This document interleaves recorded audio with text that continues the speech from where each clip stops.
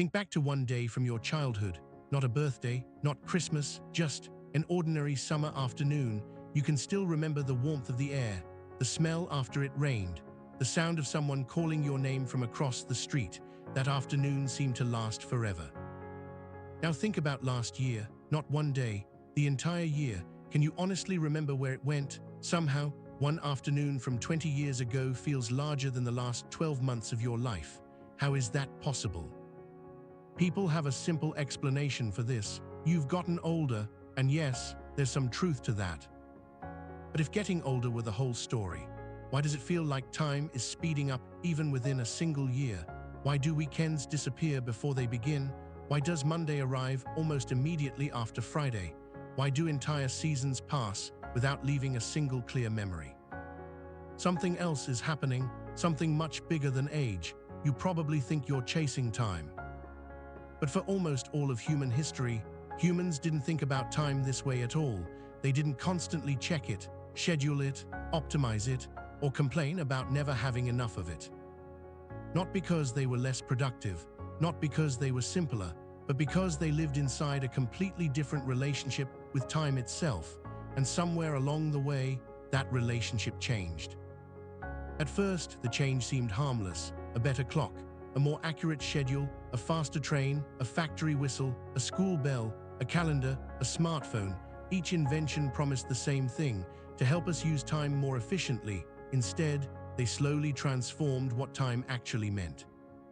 Here's something strange. Ask yourself this: how many times have you looked at a clock today, not because you were curious, but because you were worried, running late, waiting, planning, counting?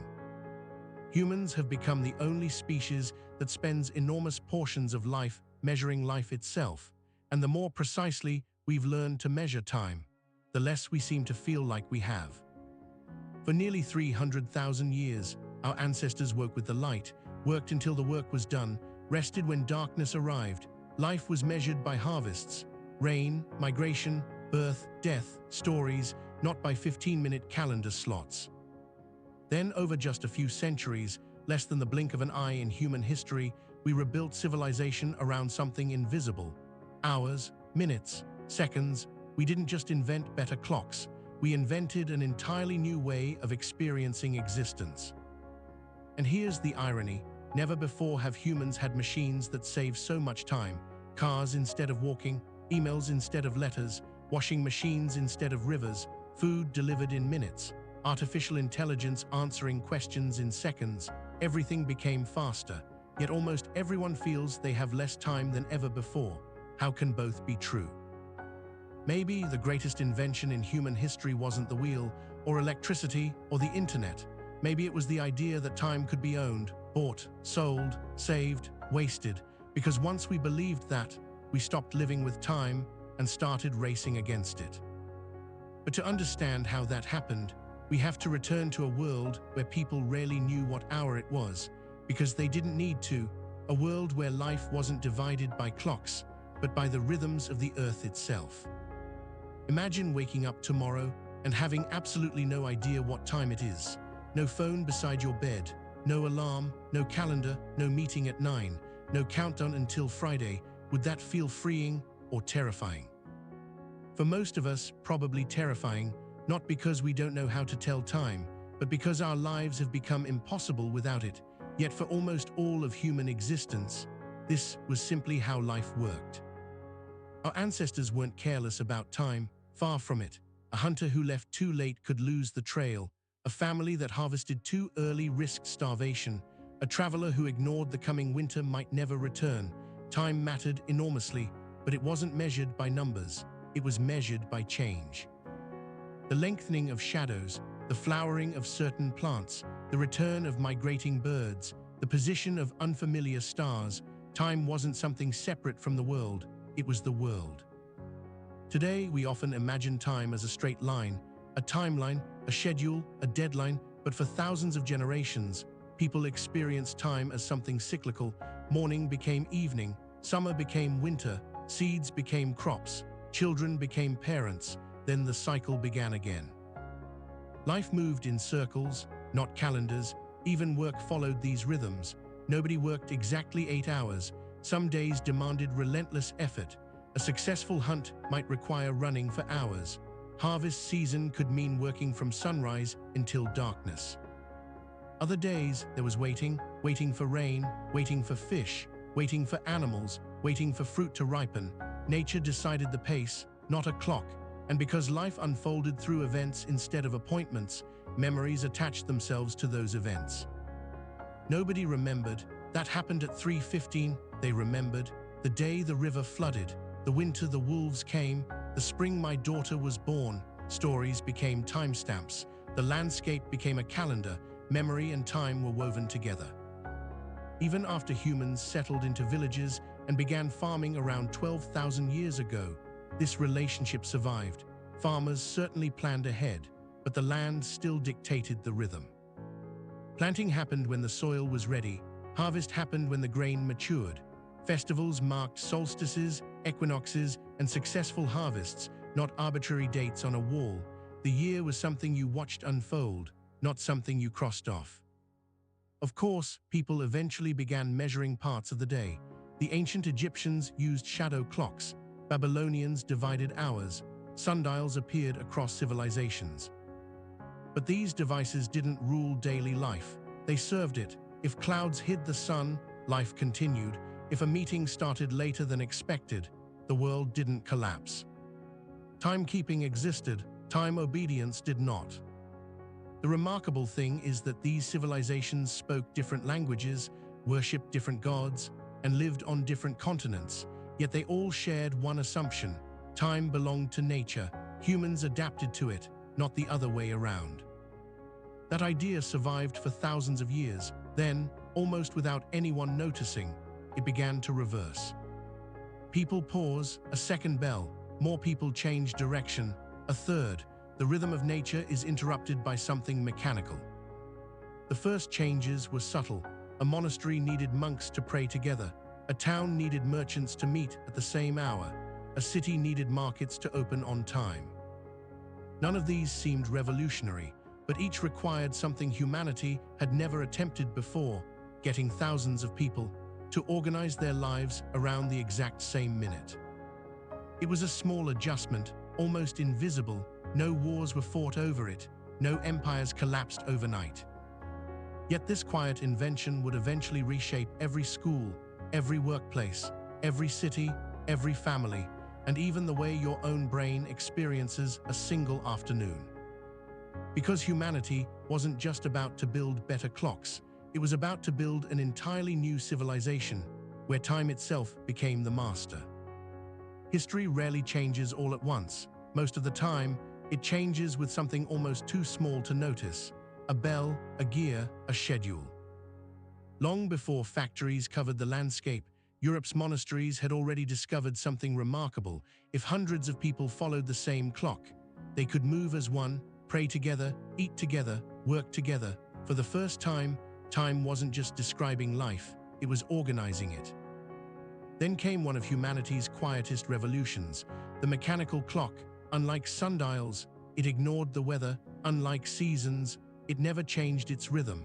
For the first time, humans created something more predictable than nature itself. That precision unlocked possibilities no civilization had ever possessed. Markets could open together, ships could depart on schedule, cities could coordinate thousands of strangers. The clock didn't replace the sun, it slowly replaced the authority of the sun. As trade expanded across continents, another subtle change appeared. People no longer exchanged only goods. They began exchanging promises: "I'll arrive tomorrow, we'll meet at noon."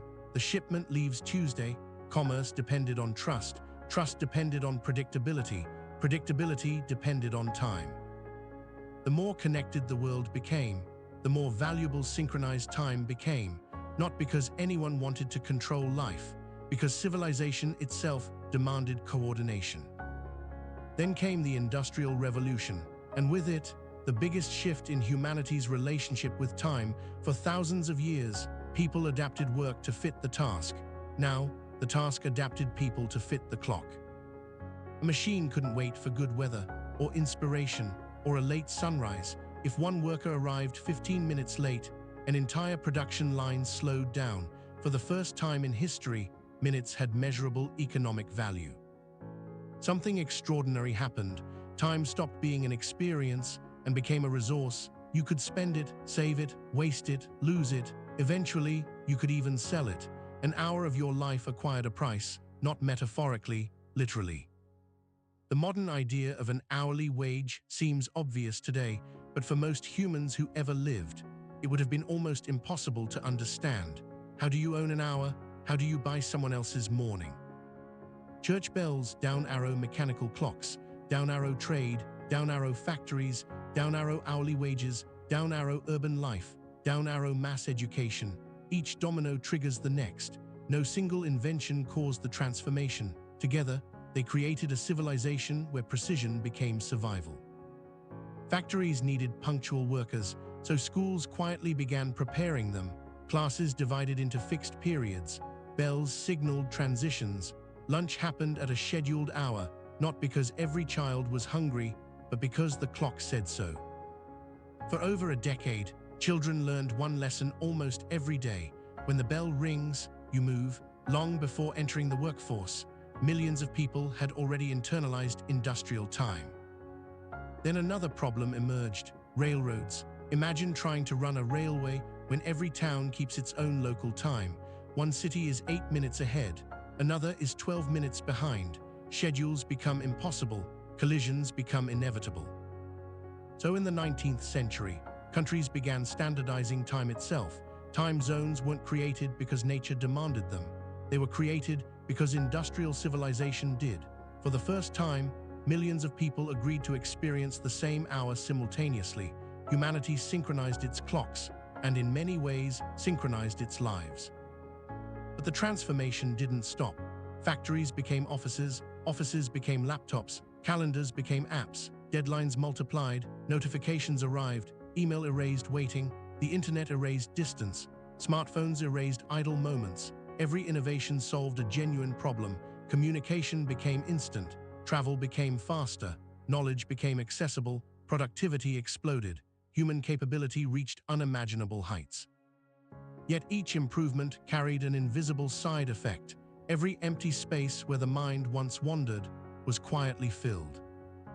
Once waiting was part of life, waiting for a friend, waiting for a letter, waiting in line, waiting for the rain to stop. Those moments felt empty, but they weren't. They gave the brain time to reflect, to notice, to remember. Today, the moment boredom appears, we erase it. One swipe, one notification, one more video. We haven't just made life faster, we've removed many of the pauses that once gave life its rhythm. Without realizing it, humanity crossed an invisible line for thousands of years. We organized our lives around time. Now, we organize ourselves for time. The clock is no longer a tool hanging on the wall. It has become the architecture of modern life. And the strange part is, our bodies never evolved for this world, because while civilization transformed in just a few centuries, the human brain barely changed at all. If you could ask your brain one question, it wouldn't be, "What time is it?" It would be, "What happened?" Because your brain doesn't measure life in seconds, it measures life in experiences, and that changes everything. Think about being 6 years old. Everything was happening for the first time. Your first classroom, your first best friend, your first bicycle, your first broken bone, your first family vacation, your first time seeing the ocean. Every week seemed enormous. Not because clocks moved slower, but because your brain was recording almost everything. Novelty demands attention. Attention creates memory. Memory stretches time. Now imagine an average Tuesday as an adult. You wake up, brush your teeth, drive the same road, answer the same emails, attend another meeting, cook dinner, watch another episode, go to sleep. Nothing unusual happened. Tomorrow looks almost identical. Your brain notices a pattern, and patterns require less attention. One thick with colorful pages labeled age 8, another thin notebook labeled age 34. The strange part is, while you're living through routine, time often feels normal, sometimes it even feels slow. But months later, when you look back, those repetitive days collapse into one. Because there was so little new information for your memory to store, it's as if your brain quietly says, "I've seen this before," and compresses it. This explains one of life's strangest paradoxes. A boring afternoon feels endless, but a boring year disappears almost instantly. Time isn't experienced the same way in the present as it is in memory, and memory is what shapes the feeling of an entire life. This is why childhood feels impossibly long, not because children possess more hours. They don't. They possess more firsts. Every discovery builds another landmark in memory. Adults don't lose time, they lose landmarks. Modern life quietly amplifies this effect, not simply because we're busy, but because we're interrupted. Hundreds of tiny fragments compete for our attention every day. Ironically, constant stimulation doesn't necessarily create memorable experiences. It often prevents them. Scrolling through 50 videos feels engaging in the moment, yet a week later, how many can you remember? We've become experts at filling every empty minute. Standing in line, open your phone, waiting for coffee, check your messages, sitting on a train, watch another video, even walking down the street. Silence has become something to escape. For thousands of years, the mind wandered because there was little else to do. Today, the mind rarely gets the chance. Left, someone watching a sunset without distraction. Right, someone photographing it, replying to messages, and immediately walking away. Psychologists sometimes call this the experience versus memory gap. The richer your attention during a moment, the richer the memory becomes. The thinner your attention, the thinner the memory. Technology didn't invent distraction, but it made distraction portable. It placed it in our pockets and eventually in our habits. Then something else happens. As children, life is organized around growth. Every year brings new freedoms, new schools, new skills, new identities. As adults, life often shifts toward maintenance. Maintain your career, maintain your relationships, maintain your home, maintain your health. Maintenance is necessary, but growth creates stories, and stories are how humans remember time. Perhaps that's why a single photograph can bring back an entire decade, not because the picture contains more information, but because it reconnects you to experiences your brain had quietly archived. Your life isn't stored as a timeline, it's stored as moments. The spaces between those moments almost disappear. The tragedy isn't that modern life is fast, it's that modern life often becomes predictable. Our ancestors faced uncertainty because nature demanded it. We create predictability because civilization rewards it. The same commute, the same desk, the same supermarket, the same apps, the same conversations. Stable lives are often safer, more comfortable, longer, but comfort comes with an invisible cost. The brain remembers change, not repetition. Maybe that's why so many adults reach December and ask the same question every year. How is it already the end of the year? Not because time accelerated, not because they failed to pay attention, but because the human brain was never designed to remember identical days as separate chapters. It stitches them together, quietly, automatically, until months become weeks and years begin to feel like seasons. So perhaps the greatest consequence of modern civilization wasn't that it made us busier. It changed what our minds considered worth remembering. And once memory changes, our experience of time changes with it. Which leads to one final question. If civilization transformed our relationship with time, is it possible that we've misunderstood what time really is all along? We've spent the last few centuries trying to conquer time, to measure it more precisely, to organize it more efficiently, to save it, to never waste it. But what if time was never the thing we were running out of? Imagine meeting someone who lived 20,000 years ago. You couldn't speak the same language. You wouldn't understand each other's beliefs. Almost everything about your worlds would seem impossible. But there is one thing that would probably confuse them more than anything else. Not airplanes, not smartphones, not skyscrapers, the way we talk about time.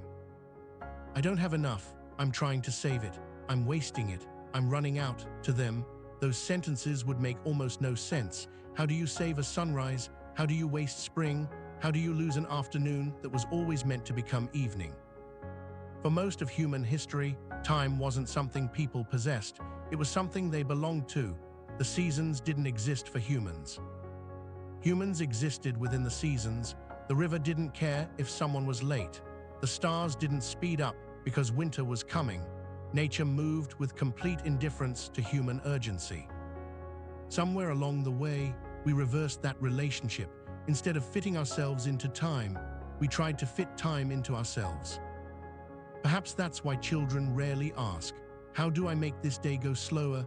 They don't yet think of life as a resource that can be spent. They're simply inside it.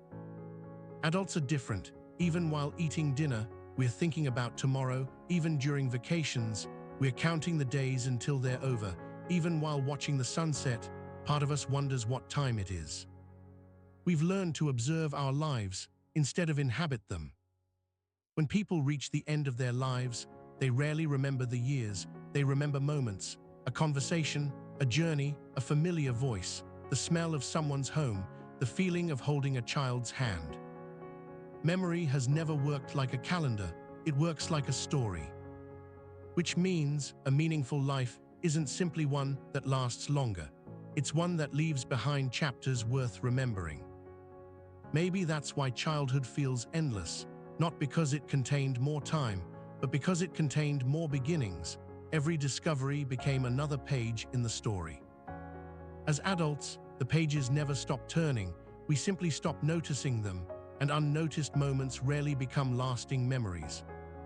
Civilization achieved something extraordinary. It connected continents, extended human life, reduced suffering, allowed billions of strangers to cooperate. None of this happened without clocks. None of this happened without schedules. None of this happened without learning to coordinate time on an unimaginable scale. The clock didn't steal our humanity. It helped build the modern world. But every revolution has a price. The price of mastering time may have been forgetting how to experience it. The strange thing is, time itself has never accelerated.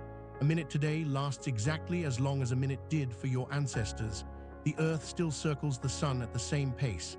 The seasons still arrive on schedule. The universe has not become faster, only our experience of it has. Maybe that's the final irony. The greatest achievements of civilization gave us more years than almost any generation before us, but they also made those years easier to overlook. Perhaps the question was never, where did the time go? Because time never went anywhere. The real question is, where did the moments go?